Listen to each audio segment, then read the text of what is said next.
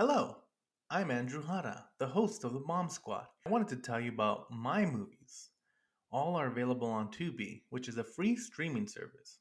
The last one is a zombie drama about how a pandemic and isolation could drive a group of people mad. When the virus hits, John finds himself alone and scared until he meets Michael, his protector. But when Karina, another survivor, enters the mix, everything that John and Michael knew will be turned on its head. The last one's is a zombie virus movie that's somehow even more relevant today. Plus, it has zombies. Check it out. Borderland is a mexploitation film about living in El Paso. When Sarah finds herself in debt to the cartels, she has until sunrise to find some missing monies with the help of her executioner. Borderland is a true midnight movie and a lot of fun. Finally, the documentary Humble Spirits tells the story of the Hahn family, including champion Jennifer Hahn from El Paso, Texas. The entire Hahn family has grown up in the combat sports and has helped shape who they are both in and out of the ring. Humble Spirits, a family of fighters, is the perfect documentary for boxing fans of all ages. Check out Tubi to watch all my films. Finally, The Empty Space, winner of multiple awards, including the Sacramento Horror Film Festival's Best of the Fest, is a cosmic horror about Amy Andrews, who's dealing with anxiety and depression after a violent attack that killed her husband. As she tries to find herself, she starts to lose her grasp on reality.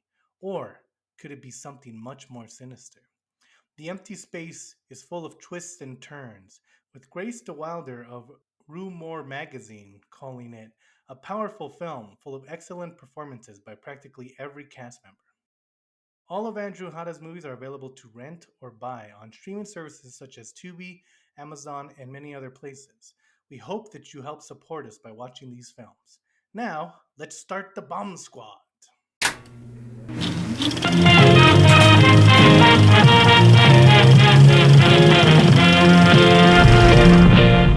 Hello, everyone. Welcome to 2024 and welcome to the Bomb Squad podcast. If you don't know, the Bomb Squad podcast is a podcast where we talk about movies that are either underappreciated or overly hated. So, those movies that you might have watched a million times, the Freddy's Dead, the Super Mario Brothers, the random movie, the Boy and His Dog we just did, those movies that maybe you've heard are real bad, or if you've heard, like, maybe you haven't heard of them at all. That's kind of what we cover here. We try to find the good in all the movies. Doesn't mean they're all good, but we talk about it. And as you know, I am Andrew Hara, writer-director. I've written The Empty Space and every other movie that you saw before this in that trailer. I'm here with my co-hosts, Joshua Whitney Epp, who is a artist out of Portland, Oregon, and he makes furry stuff. That's not accurate. Accurate. We're not going for accuracy. And also William Murdoch, who has done the music for The Empty Space and Borderland. And he's also edited The Empty Space and the last ones, other feature films. He also worked on, William, did you do music? What else did you do music for? Didn't you do music for a couple of shorts? The Sun Jar? Yeah, the Sun Jar. Yeah. I think that's maybe something else. I don't know. I think I might have used some of your music in other shorts. That's what I get to do because he gave me copyright. But thank you guys. And so welcome to the Bomb Squad. And after all that intro, I just want to say we're not going to really do that. This is our top 10 of the year. Mm-hmm. So we're going to talk about some movies that we hopefully, I think this year we're probably going to talk about movies that you've heard of. Hopefully. Usually we try to throw in one sneak, which maybe all we of will. mine are very popular films. So. Yeah. Josh asked me before we started, how can he put the Marvels 5 times? And I told him that's not how a list works. Right. But we'll see what he picks. So the way we're going to do it is each one of us will pick 1 until we get to 9. But this time we have a very special number 10, which we'll start with right now. So number 10 of our top favorite. Also, we do top favorites because, movies are always subjective. Mm-hmm. And so we try to talk about which ones are so the you're best. starting at 10 and counting down? Wouldn't you start at 1 and count So we're doing our So- top 10 through 20. Yeah, we're going to do our top 25 through 15. Yeah. That's what my list is. Just make it as my hard to AFI rank them like that, all top I figured it out. 100 films Yeah, is yeah. what You I cannot brought. have made the 1 through 15. They had to be separate lists. Hmm. But let's start with our number 10, which is of course The Empty Space. If you've seen the movie that I've made, The Empty Space, then I don't know why you're here. But if you haven't, go check it out. It's on Tubi. So The Empty Space is about a woman named Amy Andrews who's suffering from depression and anxiety and grief after the loss of her boyfriend. And she starts like going to different places, trying to figure it out. Once she gets to like a support group and starts figuring stuff out and trying to get a little bit better, her boyfriend returns. But very quickly she realizes that he might be more than meets the eye, a transformer. And so she'll have to figure Sexual. out. Yeah, she'll have to figure. It is a PG-13, but it's a hard PG-13. They only say the N word 2 or 3 times. It's a Yeah, very it's like hard. The Ring. Um, It's going back to the but Grudge era. well, she'll have to figure out what's real and what's fake as she gets deeper into the empty space. Hey, The empty I think it's space. on the wall behind you. It is. It's right there. That's the picture you're looking for when you go on Tubi.com. Or you can also go to Amazon or Vudu and just get some cool, watch it, pay for it to watch it. Or you can go to Tubi and watch it for free, but you got to watch it with commercials. Either way, I'd appreciate it if you watched it. William did the music, and also we edited in Austin, Texas. Yeah, at the West Koenig Flats. Or Yeah. no, I don't know. It was something like that. We don't know. We know it's next to Handlebars, guys. Go to Handlebars Bar Oh yeah. and drink some beers for Yeah. us and be like, hey, is this the empty space experience? The answer is yes, it is. Yeah. just- Josh was on set. I was standing on set at He times. was on set. He appears and in my this- arms were folded sometimes, like I was doing something. Yeah. Too. He also They were appeared folding. on set he appears in the film multiple times. And that's See true. if you can find him. I'm It's in- like, where's Waldo? Yeah, Got Joshua Waldo appearances. F. Where's bloated white Waldo? You're like, Yeah. yeah, I recognize that very Yeah, out why of is shape this- man. Why I'm is that afraid. guy on the street also in the support group and also at the restaurant? You'll find out in the It's a empty small space. ass town. Guys, if you find all the instances of Josh in the empty space, you get a prize. Also, It's empty. if you find all of Josh's instances in the Borderland, and comment below what your favorite scene of Joshua Epp in Borderland is. You don't need to You watch will my get a scenes in the prize. Borderland. That's not. But yeah, so Empty You Space is my skip that movie. part. Of course, it's weird to put your own movie on the list. That's why it's number 10, which we don't usually do. But It's at so the normal. same It's normal. time, Killers of the Flower Moon is definitely on Martin Scorsese's top 10 of the year. I mean, number listen, one. that's what they say. But like, okay, why would I make a movie I didn't like? That doesn't make any sense. We said, what are your favorite movies of 2023? Guess what movie I liked my favorite as? It's the most movie I Andrew Hanna made. movie ever Because made. I made it. Exactly. You think Martin Scorsese doesn't like Killers? I know he likes that movie because it rocks. Yeah, he Anyway. probably liked it. He probably liked it. Yeah. He'd probably put it on his list. It's a very Quentin Tarantino move, I feel. Quentin Tarantino would have to put him on his list. But anyway, check it out. If you haven't yet, we'd really appreciate it. Or give us a like and subscribe. I don't know. I never say that. So I figured I'd say it now while I'm shamelessly Yeah. promoting it. If you like it, Go watch whatever. subscribe. Yeah. Yeah. Yeah, we need to Thank have like you. a button All right. like that. We need to have a button, a like and subscribe I know. button that we always I say. need the zoom, like and subscribe. Yeah. Guys, we don't do that because we find it annoying. So Yeah. if you don't want us to start doing it, then start subscribing. Although Yeah, there's been a lot of you. Like and subscribe, motherfuckers. Yeah. Okay, that's it. That's it for the promotion. That's it for the 25-minute commercial at this point with the trailer in front and now this. But Oh yeah. go check them out. Well, we had to talk about it. We're probably going to talk about it forever. But anyway, let's get on to our real list. Joshua, go with your first pick. Okay. The year 1945. The place Los Alamos. That's You the are bong. deaf. It's Oppenheimer. That's my Okay, guys, Josh is going to do that every time. That's how he says the title of the movie. So I'm glad that he committed to that. Yeah. And we're not going to cut it out. So Oppenheimer, thank you, Josh, for picking this movie so I didn't have to. William, have you seen Oppenheimer? I watched it last night. at like Yes. 11 Damn, p.m. you really like power watched all the movies of the year, huh? Last night I watched William did a Killers of the speed Flower run. Moon. Yeah, I did Killers of the Flower Moon next to Oppenheimer, and then the Killer that I just finished right now. You I say was up Nice. until like you, 3. you spend 500 hours watching Law and Order episodes in 2023, and then you watch every movie the week Yes, before the podcast. That's the way. That's the way it's hours before the done, buddy. podcast. Mere So, hours, what, Josh. William? What did you think of Opie in the bomb that wouldn't explode?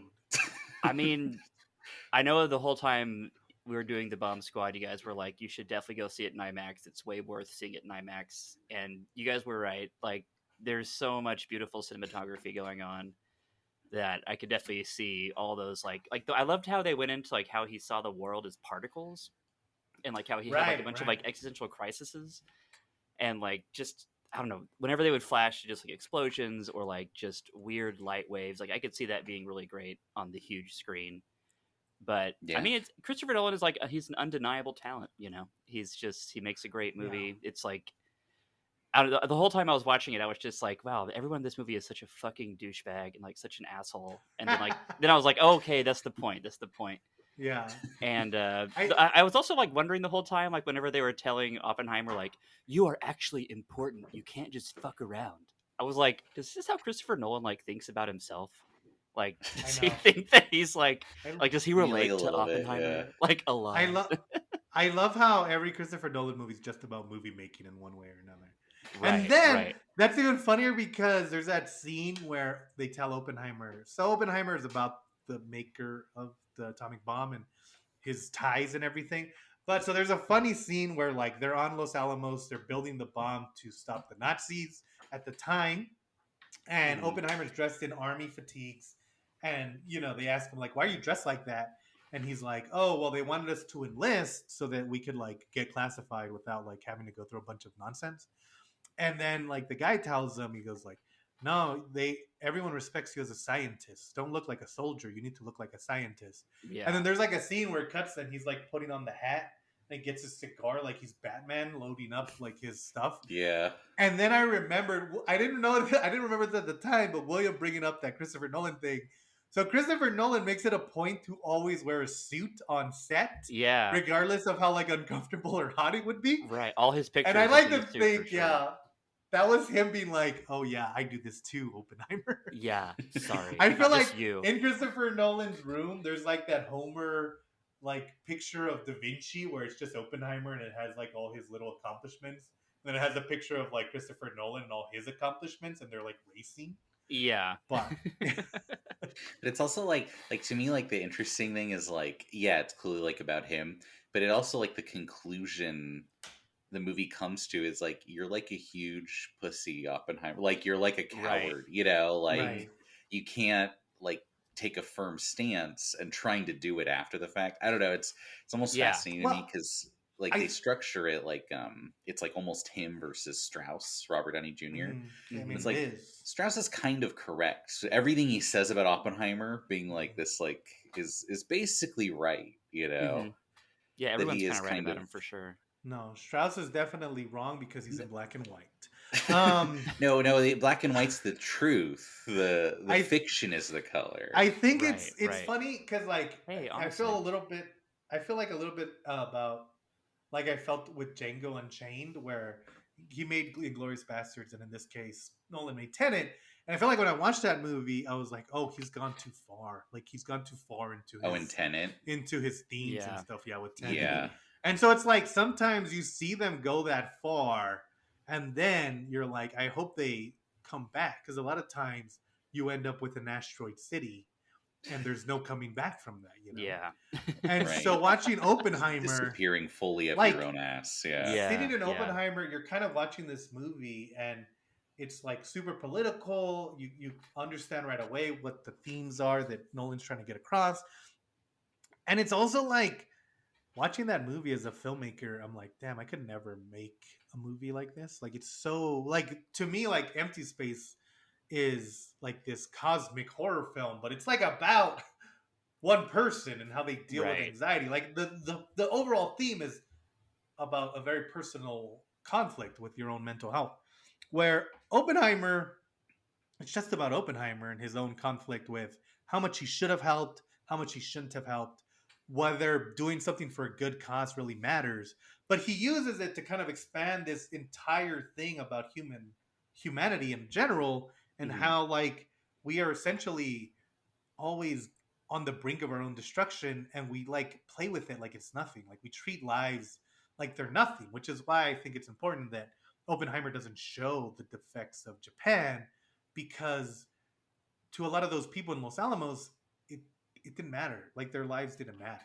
Right, Yeah, it And right. was so They you were it's more need like to worried about somewhere money. see, else. Yeah. Yeah. yeah, you need to see like the ramifications of what happens when your villains do not have a face, because in Hmm. the world of Oppenheimer, like you're fighting against World War II, Japan, and even the Nazis, they're always referred to as this big entity, but we never see them as human beings, which is how so much of that's justified. It's only until after, when they drop the bomb and they've destroyed two cities, that they're like, oh yeah, there were Oh people in fuck. those cities, you know? Right, Yeah. right. And so I think Nolan, like using this huge, this guy's life to tell a bigger story about how we as humans can like get tricked almost into inhumanity. It's like, I don't know, it's just like holy shit. Yeah, I Yeah, love Like, I that. mean, Like, it's almost exactly like we were saying about like a director going up their own ass, like Asteroid City or Inglorious Bastards or something. It's like that's what Oppenheimer and everybody in the entire scientific community was doing the whole time they were making the mm-hmm. bomb. Like they were yeah, literally Yeah, just it's crawling up there. That's all they give a shit about. And like whenever like they're like, does he want to save the world or does he want to be the most important man of all time? Like, both a and little, but like yeah, yeah, that's like what's he so wants he complicated wants it about like him. he wants to be the reasonable liberal, but also the guy who invented like the craziest bomb of all time. You know? Exactly. Yeah. and Yeah. it's so funny, like that line from Jurassic Park is so pertinent, where he goes, like, you guys kept trying to figure out whether, like, you were so focused on whether you Right. could do it, that you never, or like how to do it, but you never figured out if you should. And that's kind of what Oppenheimer's about. Like, they're Yeah. so focused on like how we can fix it, and they don't realize that they're opening Pandora's box, and they're like, by the time that bomb drops, the only thing they're worried about is when can we get the next bomb. And it's like, oh yeah, Right. it's open now, there's no Yeah, that's closing like it. you know what Hubris will scene find I a way. love in that movie. I mean, not Mhm. all of them. It's a really good movie, but when he like goes to meet the president Truman after, Yes. and Yeah. it's Yeah. Yeah. it's Which played is by based on a real story, by the way. yeah, no, it's Gary Oldman with a fucking Hmm. foghorn leghorn accent, Yeah. but Hello there, which is Oppenheimer. apparently true to life. But like Oppenheimer trying to like reason with him, and him being like, "You didn't drop the bomb, I did." He's like, and Yeah. Oppenheimer kind of Fuck realizes you. like, "Oh, all these people are like monsters. Like I Hmm. was stupid to think I was like talking to like Well, rational, Right. I Right. think it's So that in your attitude." Los thing Alamos echo where chamber. it's Right. it's not so much that like the presidents and Strauss are not like it's not so much that they are like they're okay with it. It's more that they've already justified it in their heads. Right, I'm Yeah. saying to them it was And never even a so question of like, ex- is this right? They've done right. it. It's over. Hmm. Just And I think that's what move makes it on. hard, is it's the story of like he's trying to understand whether it was worth it, but nobody else wants to think about it, because the if you come to the conclusion that it's not, you come to the conclusion that you're a monster, like. Right. It's hard up. And That's a hard look in yeah. the mirror. Right, but Hmm. like to me too, there's something interesting, and the movie kind of plays with this, that like obviously the struggle is like he wants to be the father of the atomic bomb, and but like he also wants to be a good person, but it's also like if he hadn't done it, he is right that it would have gotten done, and it's almost Yeah. kind Right. of like, do you want to be this person, because this person will exist who creates the bomb, it's only a matter of time. Yeah. And it's like you not doing it won't make it not happen. So to me that's like an Yeah. interesting, because it's like, do you bear the weight of that sin yourself personally, to also be Right. like Yeah. historically known? I don't know. It's fascinating. It's also it's one of those movies that I rewatched it just recently. I saw it in theaters, obviously great blasting in the seats and everything. Um those vibrating Was that, seats that like the fuck shake was you that around. You AV did the club? D box. I wasn't I jerking know. off in the seat, He was but like, oh, and then it was Maybe. those vibrating seats. It was cool. I was enwrapped by Nolan's whimsical visuals and his beautiful. It It's was like, like he wait, was I'm at the whispering in my Oppenheimer, ear. the porno theater version. Yeah. Just Right. everyone was Yeah. blasting, but You're but no. you're watching Oppenheimer. I barely know her. Yeah. The porno name. God damn it. um, they wouldn't even call it something that clever these days. It would be like Oppenheimer pussy. Yeah, Right. yeah, wet Um, ass Oppenheimer. but Yeah. no, like watching it even at home again and knowing like, oh, this is like a movie basically about like two subcommittee hearings. It's just as good. Like it's like, oh, this every scene flies by. It does not feel 3 hours. It's Yeah. like Yeah, he has I like would agree. 50 character actors and they're all like good in whatever role he like put them in. You know, Yeah. Yeah, it's just yeah. It's great. good. It's Had just It's everything. good. very Casey well made. Safdie. I also Yeah, like when every once in his a while, Russian or like accent.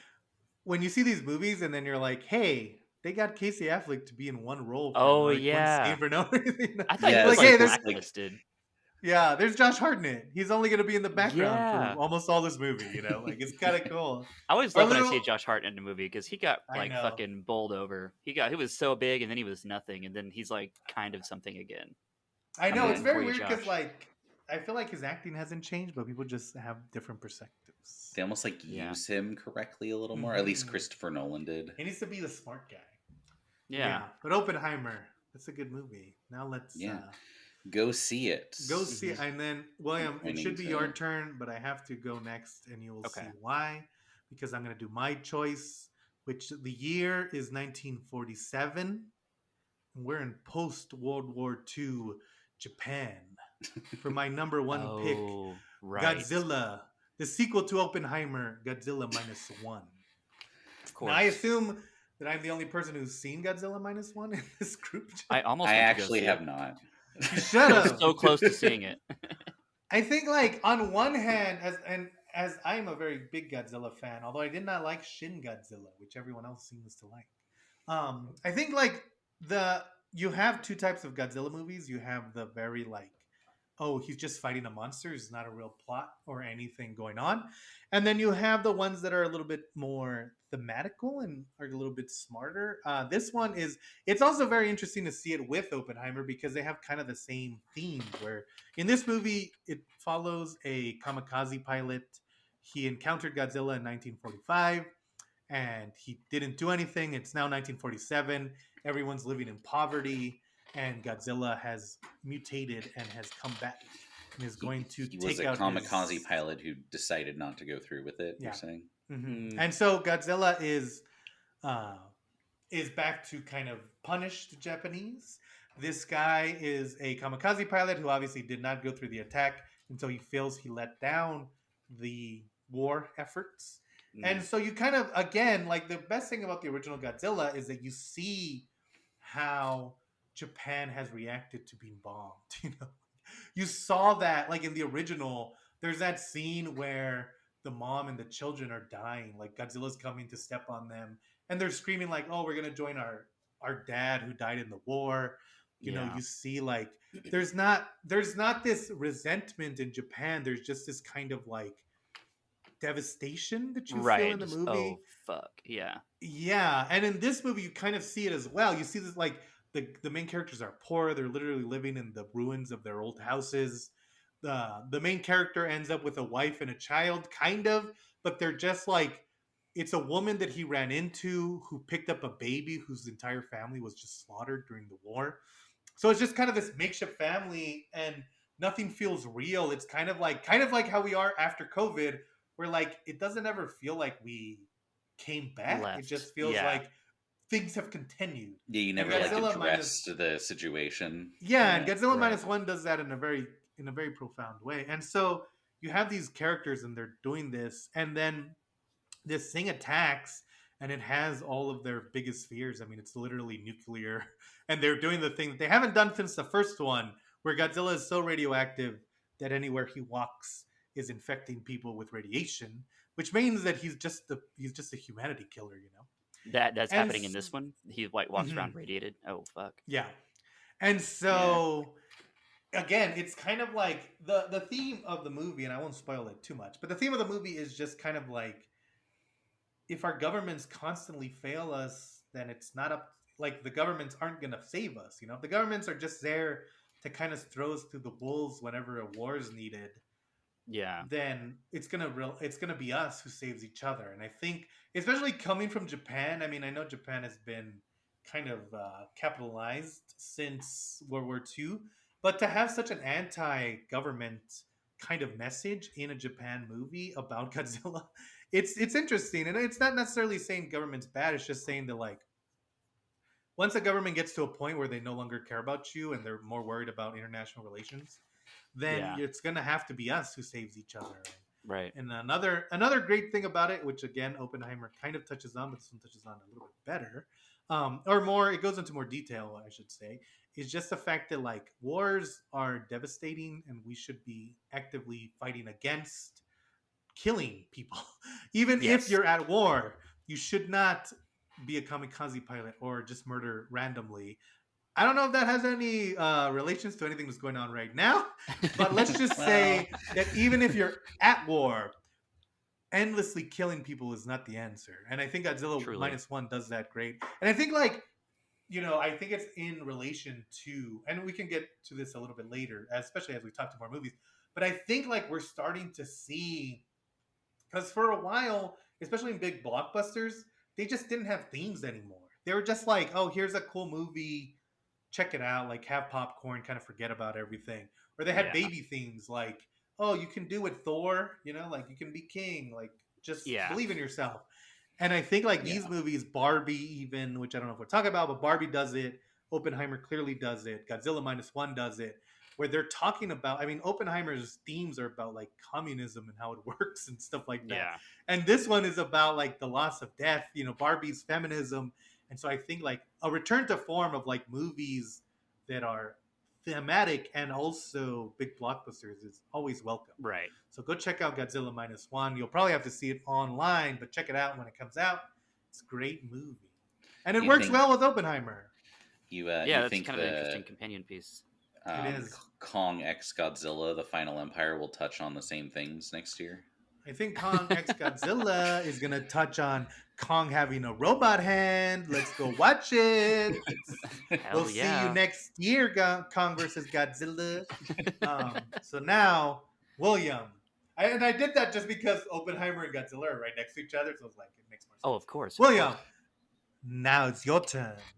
Okay, so this is a little bit lighter fare. And I just watched this, I think, last weekend, but it really just stole my heart. But it was the holdovers with The Paul Holdovers. Giamatti. Yeah, Yay! it was I so thought you were good. gonna Giamatti say bottoms. supremacy. What's up? It's a G- good. The Giamatti Holdovers. Why did you supremacy. pick the Holdovers, William? I liked it because it felt like it was just such a weird return to like kind of like early to mid 2000s like indie comedies.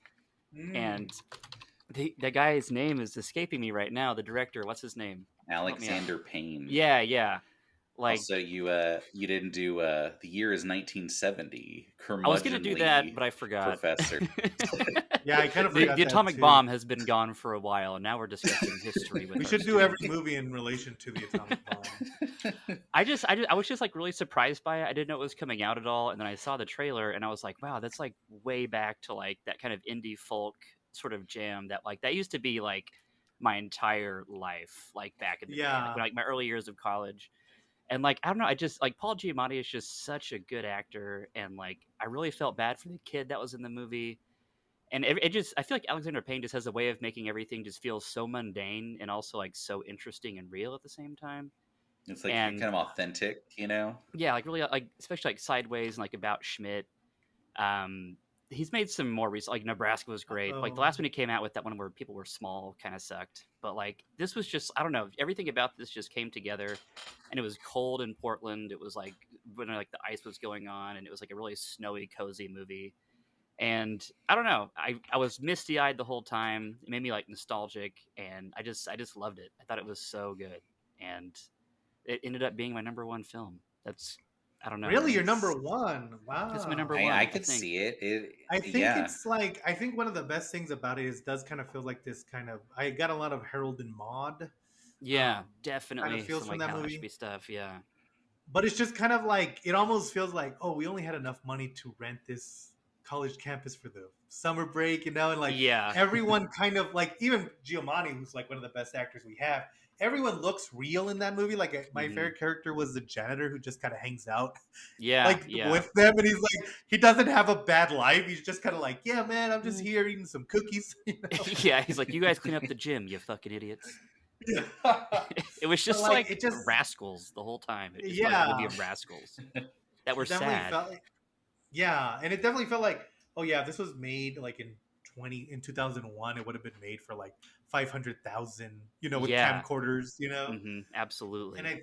I think one of the things that Alexander Payne does well is he kind of captures this kind of feel where it's like that time after like pretty much especially when you're in school after Thanksgiving, none of that feels real. Like you're going to Yeah. class again, Yeah. you're like we're only in class for a It's like week, a waste of then we time. have Yeah, Yeah. tests. Yeah, Who fucking cares? Yeah. I yeah. know. It And so truly it captured feels the like that in the movie, kind of feeling gives of you that. being held over, Mhm. right? Exactly. Exactly. And it's it is funny too that like because even like Giamatti talking about it, it's like yeah, it's like a nice cozy movie, but like Alexander Payne like hates if you call it like a nice Oh, cozy really? movie. Well, Yeah, he's like no, it's like a real drama. It's like it could be I mean, both, it man. is. Just I agree. It could be calm both. down. It It's is like, heavier than you would think, but I think like that yeah, kind of makes it feel realer. Yeah, I but think so it's too. definitely I don't know. It's very. It still feels very. You're like, oh, I wish I was like held over at this private school to for the Yeah, winter exactly. break and just had meals every night made for me.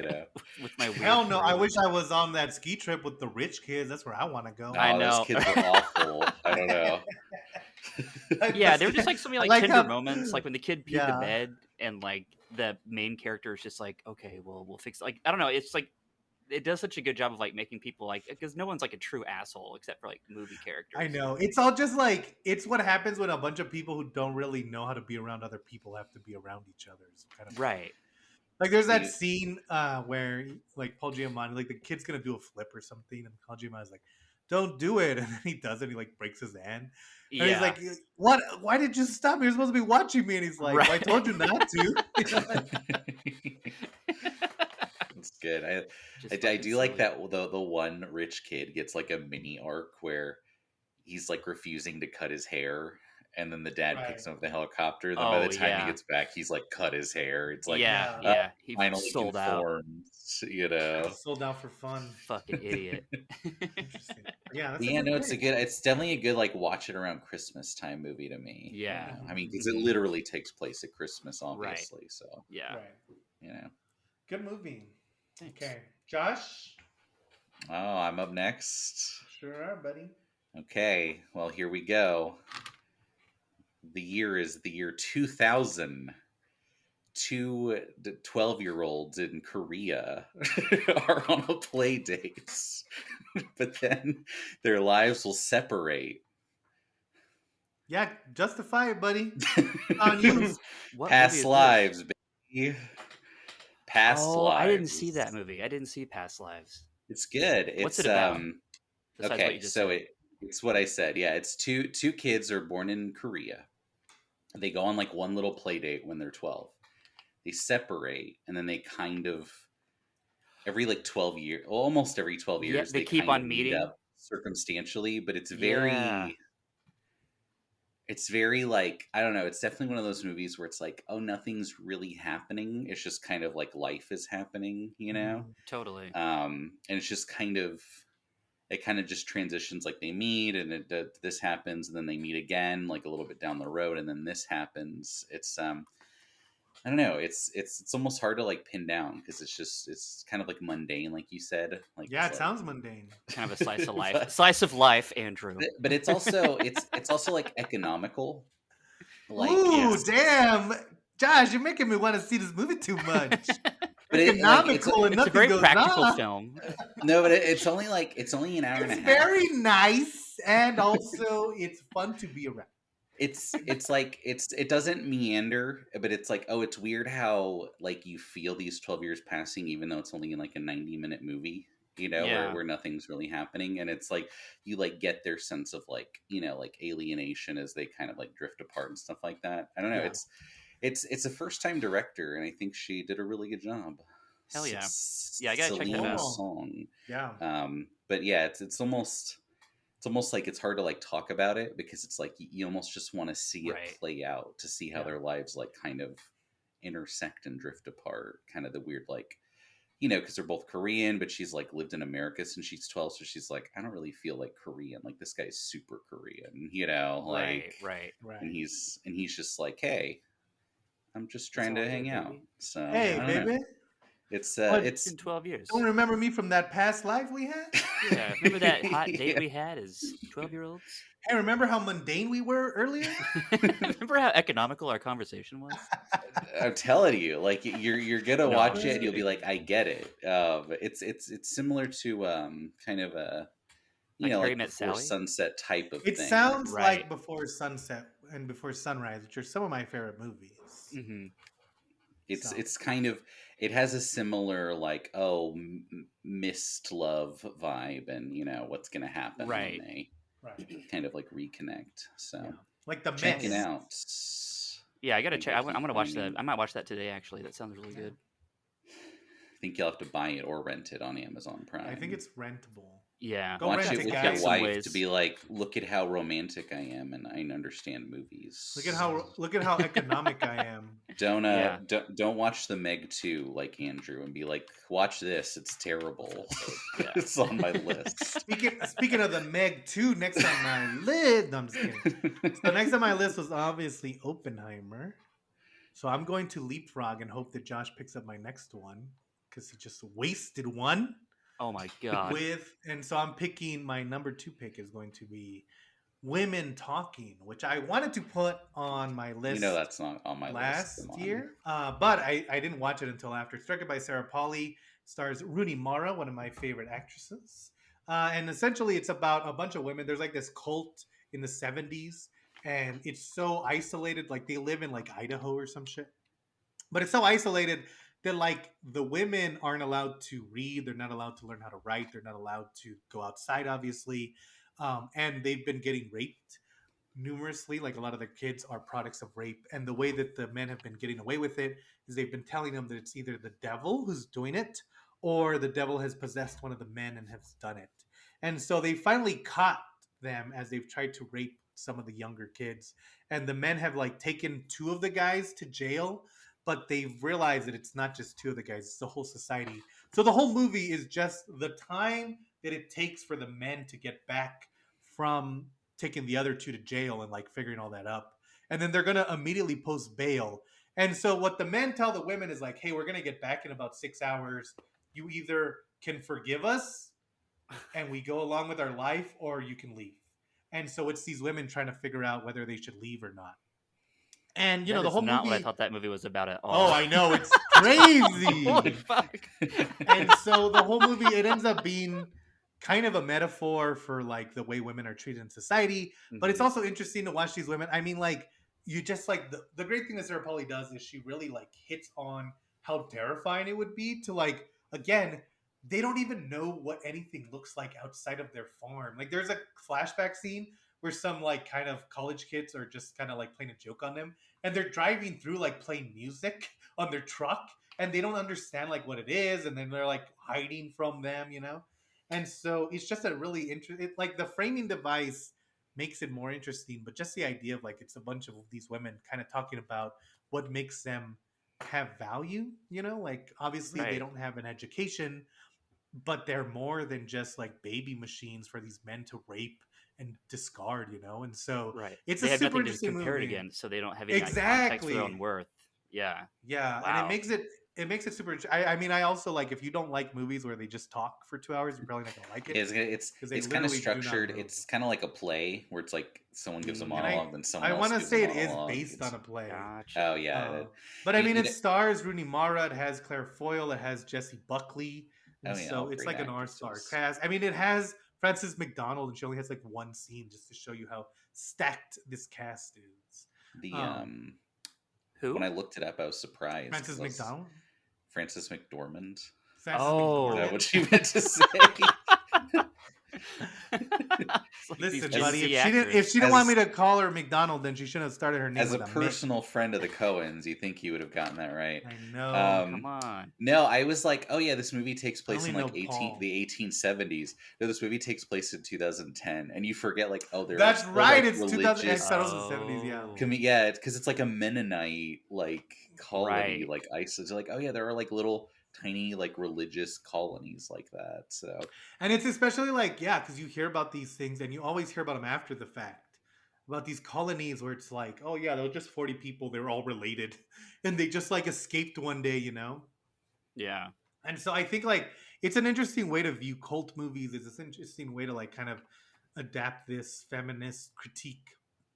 And it's just a Yeah. very interesting movie and it has great performances. So Women Talking, I would have included it last year, but I couldn't. So I've put it on this year. But it's a very Cool. good Yeah, movie. that It's on sounds great. Amazon Prime. Go check it out. Yeah. I think I yeah. watched it like 3 times the first weekend. I was just like so enthralled with the dialogue. Right. There's a yeah. book that came out like in the 80s, I think, that's kind of having a resurgence right now called I Who Have Never Known Men. And it Mm. sounds like really, really similar. But I've been trying to find it in bookstores, but I can't find it anywhere. But it's crazy that I don't know what I thought that Women Talking was about, but I had no idea that's what the story was. That sounds I know, I didn't either. crazy as hell, yeah. I thought it was gonna be like about women on the plantation, like in the 1800s, and like how they lived. So I was like, I don't Yeah. really care that much about that. But That's then what I I started kinda thought watching too. it. yeah, I started Yeah. watching it, and I was like, holy shit, what is this movie about? This is crazy. Cool. But yeah, very good. Yeah, Cool pick. good movie. Check it out. Right, so Okay, we William. did 2 boring ones. It's up to you to pick a third boring one, William. Yeah, William. Okay, well this is a boring one that's actually fucked up. It's called May December. Did you guys see that? Oh my god, William put May December on that? Yay! Yeah, I that's love my it. number 2. That's my number That's 2. crazy. Damn! That That movie. is a crazy number 2. I love it. Okay, man, you know what? I had I never even. fully understand you though.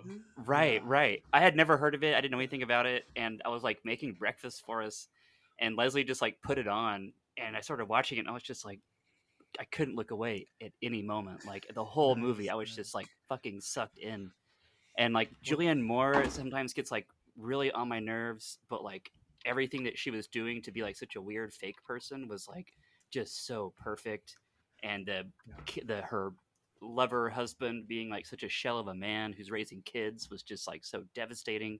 And then Natalie Portman is just being such a fucking weirdo the whole time. And the score, like the piano, that's just like just The like out of nowhere. yeah. Like, soap opera stings. yeah. No. Oh, Well- dude, I had such a fucking blast watching that movie.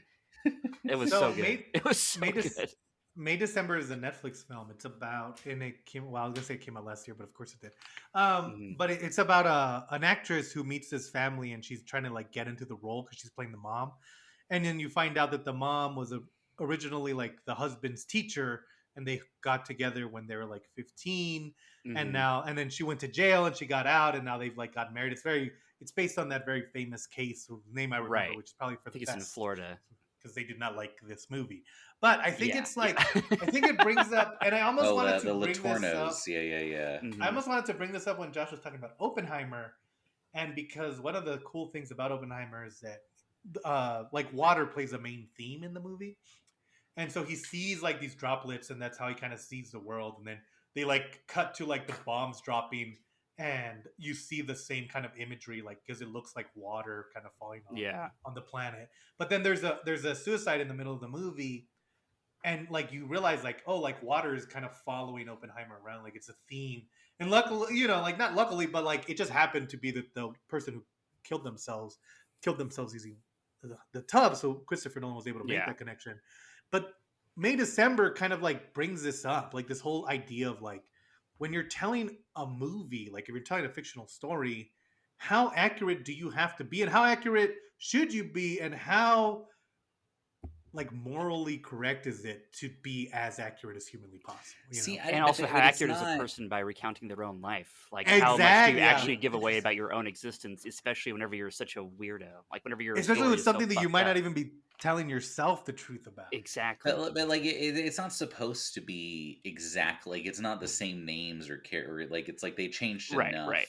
Right, But right. which is weird that the family or whatever is like, you guys got these parts wrong. It's like, we got part of your Yeah. sex crime wrong. Calm down. Well, Yeah, and we I got the most think, explosive part wrong. I don't but think and I so. think that makes it even, to me, that kind of like brings it to the forefront, because afterwards the actual people got like, they're like, well, this movie's based on, it's clearly based on us, but they like didn't come to us. And it's like, yeah, that's kind of what the whole movie's about. Like, do you go up to them, especially if you're telling a Hmm. story where like the purpose of May December is not to tell the story of the Laternos or whoever they are, it's to Yeah. talk about this idea of like, I've heard it even like, on one hand, I understand that people will watch movies way more than they'll learn about the real events. So the Hmm. more inaccurate you are, the more you get a lemming situation where like for years Yeah. people thought that lemmings jump off a cliff because Disney pushed them off the cliff. But on the other hand, if I'm trying to tell a story, like why do I have to be accurate if I'm telling an interpretation of something, like Right. if Right. I was telling a story about Star Wars, I don't have to be accurate, so why should it happen? Like one of my favorite movies is Social Network, and Mark Zuckerberg has come out and been like, well, a lot of that's wrong, and it's like, who gives a shit? The And story is it's about like a guy's obsession, and so Right. it doesn't have to be accurate. Yeah, just emotionally accurate. And the it's what's kind you of know, funny about like these kind of like true stories too is like even if you know that it's like a new representation, it's like you still kind of always have those movie facts in the back of your head when you're thinking about the real story, even if you know they're like not true. Like I know that Mark Zuckerberg was not the Zuckerberg portrayed in the Social Network, but there's a part of Yeah, me that just truly believes that he is that. yeah. It's Jesse He Eisenberg every time I he see Zuckerberg in the wishes, news. yeah, he yeah, Yeah, if wishes he yeah, was anything, cool as that that like way. him having human motivations would be a benefit. yeah. Now, what, like, there's two things in this movie I love. May December is because in every and this movie almost like plays on like your expectation of this, because in like every movie where it's like high schoolers and stuff, almost every movie they'll age them up. It'll be like 22-year-olds playing like high schoolers or middle schoolers or whatever. It's always like an older actor. And then there's one part where Natalie Portman as the actress is going through like auditions for the kid, and Mhm. it's like literal like 12-year-olds, and it Yeah. makes you feel so gross because you're like, oh Right. my god, she did that to like a child, Oh, baby. Yeah. like, and, Yeah. and Yeah. it's truly like disgusting to think about. Right. And then Natalie Portman season, it's like, can we get like someone sexier, and it's like she just Right. Yeah. Yeah. immediately like bypasses it. Right. I love that, and I love that because they make a big deal that like, oh, this big time actress is coming, but every time someone's like, oh, I Right. love you in the show Nora's Ark, it sounds like the most dog Yeah. shit like TBS Yeah. The like most like on like streaming bullshit yeah, ever. where she's just like a veterinarian or something. Yeah. And she's And so then at lucky to the have the part. yeah, like you see her at the end doing the movie, and it's just dog shit Lifetime quality Yeah. like Right. film. It's like, oh, that was all for nothing. Right. Right. Like Right. Right. Well, and I think about it like, I so think of funny. Yeah. art as like a medium, and how like, I don't know. I think movies are especially inclined to this, where people treat movies almost like. I mean, even afterwards, this movie came out. And there was this huge controversy about like, oh, it's funny. Like people think this movie's funny, but it's about such a dark thing, and it's like, I know, but a lot of these movies, especially this one, which is very clearly like a satire and it's a dark comedy. Yeah. But it's Like one of pretty my favorite dramatic. It's pretty sad scenes too. one of my favorite scenes is like there's a scene at the beginning where they're like having a party, and she opens the refrigerator and she's like, I don't know if we're gonna have enough hot dogs. And then it plays like this creepy theme, like as if it's a big revelation. And then it cuts to so many fucking hot dogs. They Yeah. have so Millions many of fucking hot hot dogs. dogs. And it's like, one of my favorite movies, again, it's dealing with this kind of same thing, but it's Little Children, and Little Children is hilarious. Yes. Very But similar movie. it's dealing with like a dark subject, and I think like this idea of it, if you're dealing with a dark subject, it can't have jokes. And I think the next movie we talk about will probably also go against that. But I think it's this weird thing where like Netflix and streaming, like, there's a lot of bad stuff to it, but I think one of the great things about it is that it's made these movies. Like last year we talked about Tar, this year it's made Hmm. December, these movies that like a lot of the public wouldn't necessarily go out for or watch, but because it's just putting on a Netflix movie and everyone's kind of talking about it already, oh, let's Yeah. check out this movie. Makes And it a little then more you do, accessible. which makes it like a little bit harder because you have people who've like they've only watched Moulin Rouge or Jaws or Fight Club, and they don't really have seen anything like complex, and so You're like Kaiser Soze Nothing right here. groundbreaking at all. Yeah. they've never seen any. Their brains are mush, and so Come like on, you sheeple. they have to deal with these kind, like, if you think about it, if you've only seen Ant-Man and then you see May December and you try to watch them through the same lens, it's going to be very hard. But I Totally. think like people working through these complicated stories, it makes them not just better viewers, but it makes them like more susceptible to better, or not better, but like more complex art. And so I Yeah. think that that's good. And I think like even though that conversation can get kind of annoying because you get like a million like I don't can't believe you laughed at this. You still have those Right. people who are like maybe they never would have checked out May December before, and now they got to see this kind of weird, Weird fucking movie. camp, dark Yeah. film that like Right. it just has a theme that you're not gonna find in like the popcorn aisle. And so Yeah. I think it's good to have these kind of movies, and I think that it's a fun one. I think Natalie Portman Yeah. enjoyed it Like more. the popcorn aisle, like Blockbuster still exists, and someone's walking down it to check for it. That's Mhm. Yeah. Yeah, but Blockbuster famously the only place you could get popcorn and watch movies. yeah. Yes. Yeah. Well, that'd be where you have the aisle. You don't have separate aisles at the movie Okay, theater. when you go to a movie theater and you go into concessions and you get in the line, what are you in? Not an popcorn aisle. Oh, not popcorn aisle, But you're in the buddy popcorn boy. line. You You're know in the there's a popcorn bunch line. of lines. What do you think a line is? Okay, and I know for Well, a in fact between that the two lines is an aisle. I know for a fact at Regal in Hillsboro, there's the candy thing which separates the lines, which makes it into. Well, they show There every you go, they show every baby. movie at the theater. This is what happens. All right, moving on. Okay, Moving moving to on. the next aisle. Let's get to the next aisle, guys. Josh, tell us why Ant-Man and the Wasp. That's what I actually did see. That was that last year, the Ant-Man. I don't saw know. it. I know I couldn't tell saw you a a movie. single thing that happens. I saw a movie and I was like, "Holy shit, that was last year." I don't remember Yeah, what it was. I it's, think it was Black I did have to Panther. check my letterbox a few times to be like, what came out this year? It is Yeah, I had to a look at the Wikipedia page. um Wait. Is this the start of the last ones? yeah, I guess so. What's up? Okay. No, what we'll do is we'll do our last one and then we'll kind of say what we left off the list. Josh, go ahead.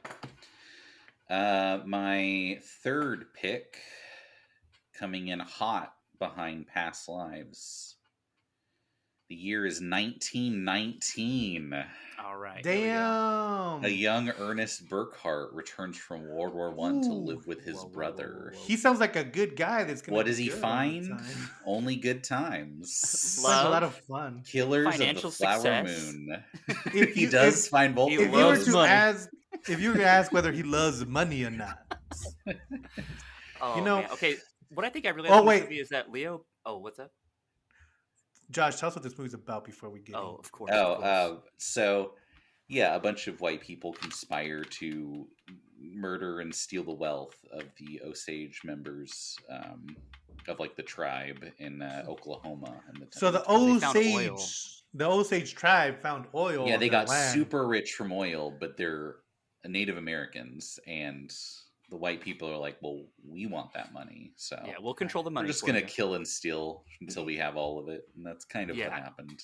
So And so, well, William, you were gonna say something.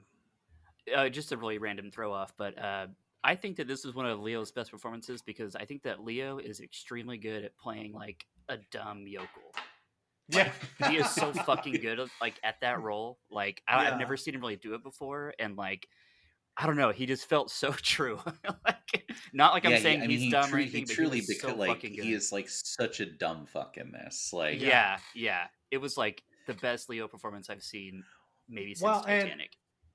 And a little hint is that in March there will be a deep dive talking more about this movie. But I think one of the interesting things about it is like I saw this movie and I was not that hot on it. I was like, what the fuck? Like there was that criticism against like why would you focus on the white people and not the Osage? And I thought the same thing. I was like, man, it's kind of weird that you focus so much. But after I left, I couldn't get it out of my head. I kept thinking about the scenes and the characters. Mhm. And I went to go watch it again, which is impressive considering it's like 5 hours long. Yeah. And the second time I understood what Marty was doing. It's this kind of like, Tarantino does this a little bit too, but Marty does it in such a grosser way that it makes you kind of feel bad. Where like Ernest, like he gets married to one of the people in the tribe, Molly, and he essentially like poisons her for years. And the whole point is that he's Hmm. trying to kill her and take her money. And I know there's a lot of debate and like, oh well, he didn't love her. He just was doing it to kill her. But I think it's this way that like they didn't see the Osage County people as people. They saw them as Yeah. like below them as a Hmm. species. And when you see that, like I think Ernest loved Molly. It's just that he loved her the way that someone loves a pet. Where, at the end of the day, if your dog has a surgery that's too much, you're not gonna like, there's nothing you can do Yeah. in a way that you wouldn't do it to humans. And that's how they saw these people. And that Yeah. makes their crimes so much more horrific. But if you don't see it from their point of view, and like Robert De Niro plays one of his best roles, and it's like scary. Yeah. He's like the Hmm. he's like the best friend of them, Yeah. and he's like trying to kill them all. And it's just like this way where like they say that they love them and they mean it. It's just that their love isn't the same love that they have for each other, for Right. themselves. It's this warped love where they see them as lesser, and it makes Yeah. it gross as Condescending love shit. for sure. Yeah, Yeah. it's like to them too. It's like, and it's almost interesting because like Robert De Niro is like, kind of like he's like kind of smart and conniving, His but it's name like is he's King. Hmm. king. Oh yeah, he's the king. His name is King. Yeah. He sees, he like, to him he's like, oh yeah, I love these people, but that's not gonna get in the way of business. Right. Like I'm still gonna rob and kill them because that's just good business for me. But Hmm. with like Ernest, he truly is that stupid that he cannot see like, oh, poisoning my wife is bad, and like Right. I like he can't, you can't love and poison her. Like he's that dumb that it Right. Yeah. just never occurred to him that he was essentially like committing this great evil, Yeah. Right. He was just doing what And his I, uncle told him to do and, right. in his and mind. William, as one of our resident Scorsese lovers, would you say that this is one of his darkest films? Because I say it is. I mean, I think you could say that. Um, I think that this is probably the darkest thing he's done in a long time. Yeah. And I Since think After that, like, Hours. what's up? Yeah, Since since After After Hours. Hours. No, I felt like I got like a lot of like Departed vibes from this movie, actually. Really? Like not like the story or anything, but just like Yeah. his filmmaking style was kind of like back to like whenever people get shot, it just like happens like right in front of your face, Right, just like out right. of nowhere. And it's like the music was like old country hits, but like by people in the 20s, and it's like it just felt like kind of like a mix of like The Aviator and The Departed. Yeah. And I would say like the first half of this movie, I was like, holy shit, this is fucking crazy. The last half of the movie, it fell off a little bit for me. I was a little bit less interested because I felt like I'd kind of already gathered the message. Although I did love Right. the Lucky Strike radio scene. Yeah. I Like think the The Lucky very end, Strike. yeah. Well, I think two things of the ending. I think one of the great things about the second half is that, like, eventually the FBI shows up to figure out who's been killing every Yeah, member, Jesse Plemons and comes into the Jesse mix. Plemons, and they literally solve it like in 2 minutes. Like these guys weren't smart. Right. These guys weren't Yeah. good criminals. It's just nobody gave a shit about this entire population. And I think, like, Yeah. again, to me, that just kept repeating in my head, and why I think this movie's so dark, because it's this way that, like, these the Osage people, like, they've been treated horribly by the government. The government have put them on this land that they thought was dead, and they gave it to them specifically because there was not, you couldn't even grow wheat on the land. And Yeah. then they find this oil, and suddenly they're worth something. But then they start getting murdered, and so they realize that despite all the money, despite all the power, they're still not worth anything to the government. They're still Right. not worth anything to the whites. And they couldn't even And spend their own money. They yeah, could. They they, Yeah, they they, had to they be had to like go given to the permission. fucking And the like the accountants. KKK guy. the KK, yeah, who Yeah. like you find out's the like wizard of the Yeah. KKK, and there's just Yeah. no fucking, And I just think, yeah, and so to connection. have the FBI just kind of come in and be like, "Oh yeah, let's kill you guys," that was easy. Yeah. It kind of shows that, like, at any point this massacre could have ended, and at any Right. point, like, we were done. And I think the radio show at the end, where Scorsese does a cameo, and he kind of talks about how he, nothing happened afterwards. Like Molly Yeah. just died. She It lived just out her turns life. into a true crime podcast. It just turned, and it kind of comes this way that we, you know, again, not to relate it to anything that's happening right now, but we see these horrific images and we just kind of like, yeah, I mean, what else is going on Twitter? Like, and I know Hmm. like some of us, a lot of us right now care about what's going on in Palestine and Israel, but it's also this way that it's like, how much can we do? Like, how much can we turn away before it's like so horrific that we can't anymore? And I Yeah. think we're kind of seeing that now, but also I think back then, like, it took Scorsese. Like, I hadn't heard about this Osage murders until this, Yeah. and they are like the Oklahoma, like they talk about the Tulsa bombing in the movie. Same thing with Tulsa. We didn't hear about Hmm. Tulsa, and we lived in New Mexico and in Texas. Like, we're not that far Yeah. away, Right. for Right. us, for them to not cover this. Or even like, I think about the story of the Alamo and how it's repeated over and over again about this heroic last stand by these heroic Texans against these dirty Mexicans. And it's like, oh yeah, but they're fighting to keep slaves. They wanted to Right. be more, they wanted to keep being racist, and it's like, But don't okay, forget. but don't forget them. And I think like the way that Scorsese kind of brings that up. Like, I shouldn't be the one who tells this story, but the reason that you're Hmm. sitting here is because I'm the one telling the story. Where he kind of condemns everyone in the audience as well as himself. I think it's like, unless you're Scorsese, you wouldn't think to do that. And I think Scorsese is so smart that he's able to scold Yeah. us without like us feeling like we're being scolded.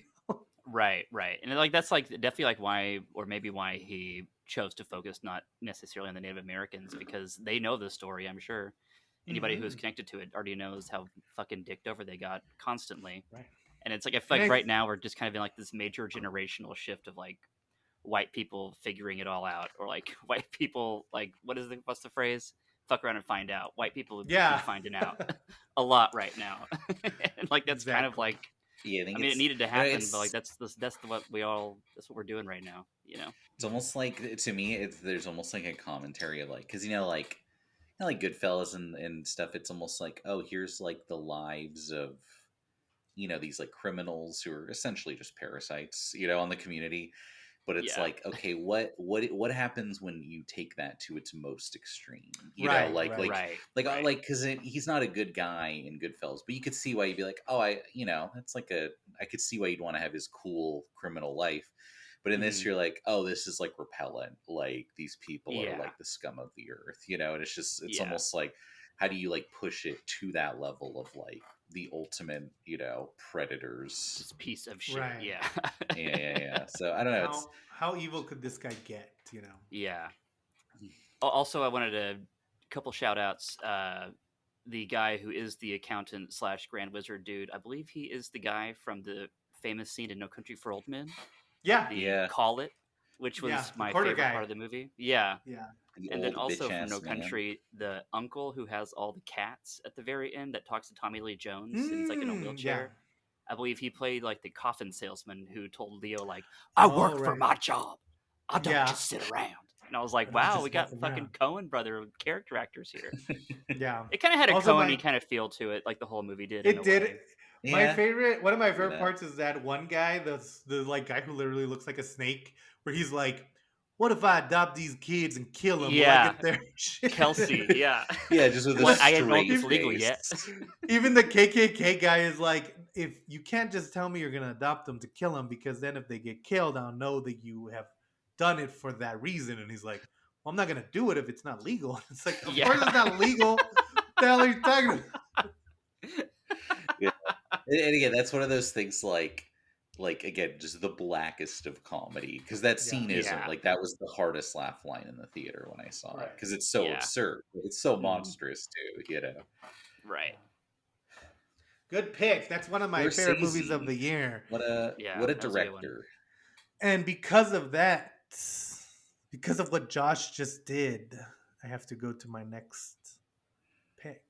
My, I guess, final pick Better of the not be the year. Meg to the trench. And I Mm. think that sometimes, guys, when we're talking about movies, we've talked about a lot of movies, a lot of themes. There's no more important theme than family. That's why my final Oh, pick Fuck you. is Fast X, the best movie yeah. of the year. I didn't see it. After falling a little bit in Fast 9 and 8, Fast X has returned full throttle Auga. Like, because with it's a the car. It's best what you do part in a one. car too. I think Mhm. like when we were talking about Godzilla and Oppenheimer, and how we're like sometimes there's movies that are just for popcorn sake.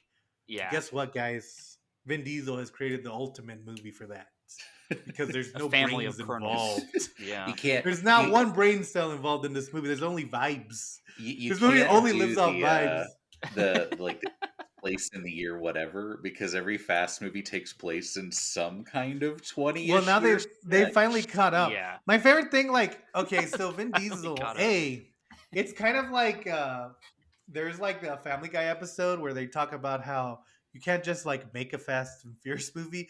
You have to like make it from Vin Diesel's brain, and I think that that's 100% true because like Vin Diesel's always like this movie's gonna go for Oscars, and it's like the movie where you drive down the Hoover Dam as it explodes. You think that movie's gonna get Oscars? And he does. And because of that, there's always this weird sincereness to his franchises, which makes it a lot more fun. And this one, like, it has Jason Momoa, it has John Cena. Like, none of them really like have any point. Like, there's like five. Like, they literally kill a character, and everyone's real sad. And then a character comes back to life that's been dead for like 3 episodes, and it's like, so are we really sad about this other character because we know he's gonna come back to life? Like they always come back to life. And so it's just fun. It's like spending a Yeah. weekend watching Saturday morning cartoons. And it Yeah. has the same logic as those cartoons as well.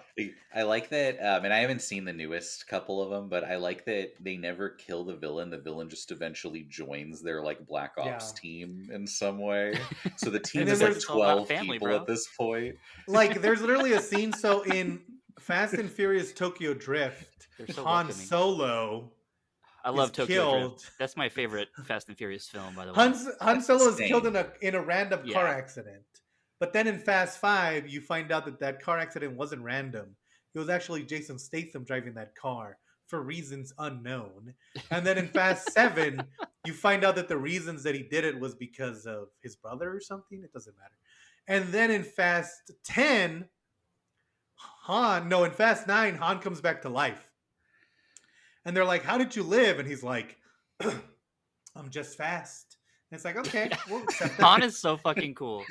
He's easily And the then in- coolest of all the I Furiosos. do like Han a in lot, Fast yeah. 10, because by this point, Jason Statham has turned into a good guy and he helps him, even though the fact that they killed one of his closest friends, it's not really brought up. These like So terrorists then- who've killed like hundreds of people joined the team. They're like, it's Yeah. all good. And then, It's fine. and by the way, the team of VCR thieves, which is what they were in the first one. Oh yeah, Robin semis. And so then Han and Jason Statham like fight for 5 minutes and they have like a tie and then they're friends again. Like that's how every relationship. Like if Sure. you killed me, but we got into a little fight and gave each other like a acknowledgement that we're both tough guys, it's all is forgiven in this universe. And they've also brought in Brie Larson for literally no reason, but she gets to have fun, something that Marvel did not let her do. So Yeah. again, 10 out of 10. I give Fast X. I give Fast X Hell X yeah. out of X. That's Good tight. job, guys. Go check it out. This is the only end of the year list where Fast 10 will take prominence. And that's okay. It's true. William, what is your last pick? Okay, mine's kind of in the same vein. Just total fucking popcorn like comfort. And if I'm being honest, totally forgot about this movie until I was like going back to like the Wikipedia movies of 2023. And I don't even really remember exactly what happens in this movie, but I remember This just is all fucking- good. I'm so I glad was we're loving talking it about this. so much when I was watching You're like it. the I horse couldn't deny soldiers it. of Benghazi. That's what it was. No, it was Dungeons and Dragons. The Oh my God. the Chris That was Pine actually movie. my number 5. Oh, that was dude, one of it my was backups. so good. That was one of I those was that so surprised. I was so fucking taken when I aback by watched how it, good I was like, that was pretty good, and then it weirdly stayed with me. I was like, that was fun. Like I Yeah, kept dude. thinking about it, like because it's almost like a Marvel movie, but not Right. tiresome the way they are. Yeah. like it's It gets somehow away with it. recaptured watching It's- like a Marvel movie in like 2010. you It know? does Yes, feel like a yeah, Marvel yeah. movie where like now Marvel has replaced cleverness with references to other Marvel properties. And this Right. movie, since it doesn't have other reference or other properties, it's just clever, and I think that Yeah. helps. Yeah, it's Like very the Iron Jonathan Man. joke is very clever, you know. Yeah, Mhm. Jonathan. Yeah. MVP of the year, Jarnathan. Yeah. No, it was one of those where I was like, maybe I should play Baldur's Gate again, like Right. it Yeah. just got Yeah. me like Now's your thinking time. about Yeah. it, No, what a It, good pick. and it Yeah. shows Chris Pine's charismatic lead I, actorness, which we I should take know advantage of. he needed to win it back after Wonder Woman 2, where you're like, oh Yeah. man, no Yeah. one's trying in this. Yeah. Get back to Kirk. Get back to our original much Kirk boy. much like Gal Gadot won back the audience in Fast X, which we just talked Was she in Wait, is Fast Gal X? Gadot in Fast about. Yeah, X? she comes back to life. That's the Damn, she character. also comes back. I Yeah. thought she would be the one who'd stay dead, Who would but have thought? Well, after Wonder Woman 2, her and The Rock. After Wonder Woman 2 and Black Adam, her and The Rock were like, let's get back into the driver's seat. Let's get back into the This- great. let's Yeah. rejoin the Yeah. family. Someone call up Vin. Right. Time to Yeah, get Vin back. Diesel he's a necromancer of weird careers. It's just Yeah. like, come to me, boys. Daddy needs more kids. I do, and I honestly like wonder if Dungeons and Dragons is main fault is that it it was made like I feel like this movie if it had been allowed to stay in theaters, it would have gone like a cult following and like eventually like become pretty big, you know. But Yeah, it could have. because it like went to Paramount Plus within like a month, it didn't get Mhm. a chance to like get that Yeah, audience. I do think it was one of those where it had good enough word of mouth. It like barely made its money back after like 6 months, but Yeah. it didn't like profit. But you'd also think like, I don't know. I mean, who knows? All those companies are just like firing everyone, setting money on fire, but could get Yeah. a sequel. I mean, I'd be there. Yeah, Yeah, I would they like could to do it see. I relatively like to see inexpensively. adventures. Yeah, and you could even like do spin-offs. It's like such an imaginative world. Yeah. No rules. Yeah, Yeah, it was rules, good. just I just right. remember fucking. It was just such a. I watched it in bed. I didn't even like plan on Yeah, watching it. It was just kind of like it's a such a random put on. romp. It's just a Yeah. movie Yeah, that you yeah, start just a watching. fucking romp. So It there's feels like like if you saw that movie when you're 13, you're like, this is the best movie I've ever seen. Like it'd be Yeah, your favorite absolutely. movie for 10 years Yeah, if that happened. ultimate stoner action adventure bullshit. So good. Fucking love it. It's good times. Okay, Yeah. so now thank you guys for listening. Hopefully, you got some movies that maybe you want to check out now, or maybe you Yeah. haven't seen, or maybe you're like, hey, Fast Five is on Peacock. Time for Watch me to. Past Lives despite my poor defense of it. Now No, it's that sounds time. great. Fast Life sounds good. Women talking. You actually sounds should. good. I think William will really like it. Andrew, classic hater. Who knows? But Correct. William- Yeah. Who knows? Who knows what I'll think in my past life about that movie? Yeah. Andrew, take a slice out of your life and just watch it, okay? Yeah, I did Don't like. be mundane. He's about like, it. I can't watch a movie about family unless someone's driving a car from one tower in Dubai to the next tower in Dubai. Yeah, please. I can only Some watch a zip movie lines, about- more zip lines. I can only watch a movie about relationships if they have until sunset to talk. Um, but check it out. Oh, but before we go, Josh, and then we're also going to put our lists online. But before we do that, Josh, are there any ones that you might want to mention in like a sentence or two? Can't be Oh, like that talking we all didn't night. talk about. Yeah. We covered a lot of my list. I will say I like The Killer by what's his face? I can't Fincher? think of it. David Fincher. Yeah, love In this Killer. guy. This Yeah. guy. Am I going the wrong way? Pause. It was one of those that I was like, that was pretty good, and then it kind of stayed with me, and I was like, no, that was actually like quite good. It's very like it's like a super rote story, but then it just really he's so good at making movies that you're like, oh yeah, you're like an auteur. Like he Yeah. can make like a basic ass. Remember when we hitman. said sentence or two? Yeah, this is one really long run-on sentence. Let's put that. Let's put a period there. But yeah, that's my like. Throw That was it the out only there. one. Well, that was the only one of my top 5 that we haven't talked about. So Mm. Oh, Yeah, interesting. that was What was great. the other I one love that The we Killer, talked too. about? we talked about everything else. Oppenheimer, Oh, Past Lives, holdovers. Kills the Flower Loon. D&D was my number 5. Ah, hell yeah. And then I have a 10, but whatever. 10's kind of a bunch of safeties. Okay. Yeah. William. Talk to Me, the horror movie that came out. I don't think Andrew liked that Mm. one, but I think Josh liked it. I was thought it okay. was fucking great. I liked it. I like when she goes to hell for like 30 seconds. It's like, Yeah. That ending fucking blew me away. That ending was really what sold me on it. Yeah, that you're like, I one- love Greek people. Yeah. yeah. I also had Barbie and Bottoms as well. Oh, Those were Bottoms, both. yeah, I love Yeah, Bottoms. Barbie was just Bottoms, like yeah. so good. Barbies, yeah. Bottoms, I yeah, liked it. Bottoms. I couldn't stop laughing the whole time. That movie I fucking almost, slayed.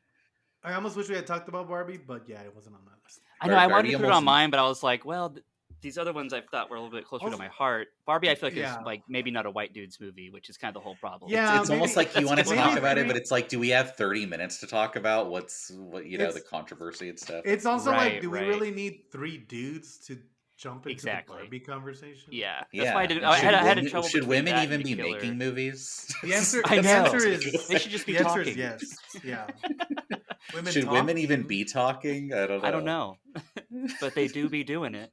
My God, but that's pretty much. Oh, let's see, I think I had Oh. something else up here. Oh, I didn't hate Elemental, but I didn't put it on my list. That's not a Oh, recommendation. I that's know I also didn't hate that it was kind of either. fun. I did have for animation. I thought the Ninja Turtles movie was good in Spider Verse, but they were near the bottom of the Oh, list. I didn't see oh Spider Verse yet. I gotta when watch you Spider Verse. when you said Elemental, I thought you meant that movie with Mark Wahlberg where he goes back in time. I was like, Oh no, the Pixar okay. movie where the fire guy cries or the water guy cries. Oh, It's a okay. water guy and a Nice. It was fire good. woman. Yeah, Yeah, like that's she like owns fine. a I restaurant or liked it. something. I Yeah, it didn't was see fun. it. I thought Leave the World was decent. It was like a Mr. Robot guy movie where nothing really happens with the Josh, we plot. already went over Oh you. yeah, the one Why with are I you Julia was thinking Roberts. throwing? I just That was saw that great. movie I like liked it. 5 days ago, and I was like, that's pretty Why are good. you I throwing? liked it Okay. too. Maestro, we all loved Maestro. Let's bring up Maestro. We didn't see Maestro. Okay, I, on my list, I don't know why Josh is talking after he's already gone. The only ones I like, I had The Killer, Bottoms almost made it. hmm Two more that almost made it. New Religion, which is a film out of South Korea. I think it's on that's a Amazon Prime. band.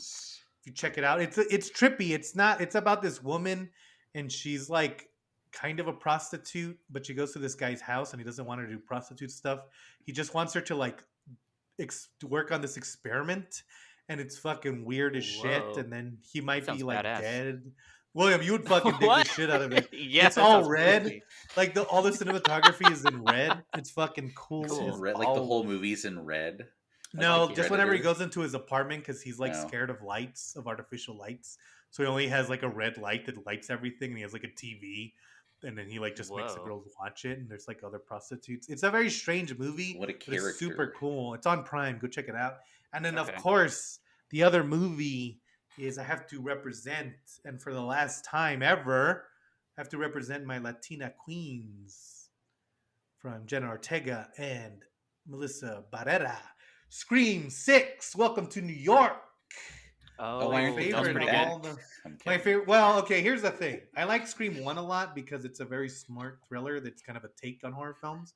And I don't like any of the other Screams, but I like hmm Scream 6 a lot because it's finally stopped trying to be a real movie and it's just so ridiculous and It's just dumb that bonkers. it's Okay. Yeah, just so fun.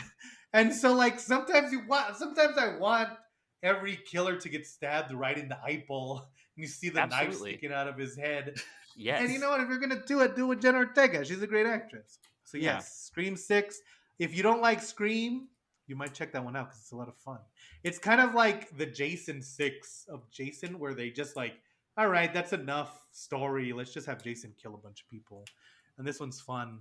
And so go check it out. Those are the last ones on my list. But Cool. yeah, those are some movies. We'll show you our full list this week as we release this video. Yeah. But thank you guys. And again, if you like this conversation, we're going to be talking about a lot more movies. Maybe we'll even talk about detention, a long requested detention. Or maybe we'll talk about Magic Mike. Oh, we already did. I forgot. Oh. Go check out our Magic Mike review. It's Why fun. you can not? see it here. You're Yeah. gonna No, put we're the not link. gonna. He's not We gonna saw do that that. in a weird little theater with only like 40-year-old women in the same theater as Yeah, us. it was a very It was so fun, fun. and they were very excited. And They we were. really They got excited as rowdy. well. Yeah. And then me and Andrew were just sitting there like, we probably can't even afford to be here. I know Broke as we're fuck. and not only Oh, that, is this the when you're in ladies. LA? It was the Yeah. dollars. You guys should have Yeah, calmed down yeah. at that point. You can't be Oh that. You man. can't be going that hard in the dollars. But we're For actually real, glad man. you did. It was fun. Yeah. They made it memorable. I'll never forget that Um, theater. I know it was very fun.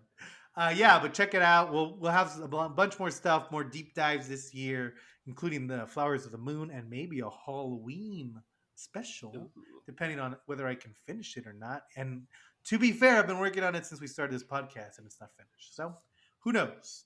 But check us out next week is the William picks. Find out what he wants to watch. Oh yes, of course. And especially if you like older or like random movies or you're always looking for movie recommendations, that's one of the best things. Like we've shown a lot of movies that people may have not have heard of.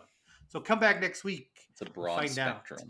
And Yeah. Yeah. thank you for listening. And we'll see you guys as we continue the 2024 Bomb Squad season.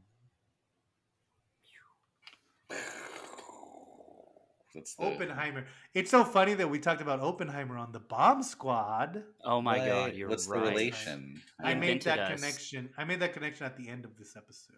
That's good. He's really our father. You always want to leave on a not that good note. Just